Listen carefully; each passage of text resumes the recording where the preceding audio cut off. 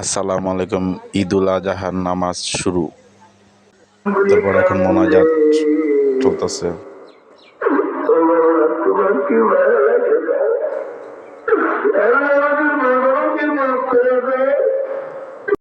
গরুটারে শোয়ানোর চেষ্টা অনেক করতেছে, কিন্তু গরুটা শুইতেছে না, প্লাস পড়তেছে না। অনেক কষ্ট হয়েছে, বান্ধে গেছে। দেখেন তা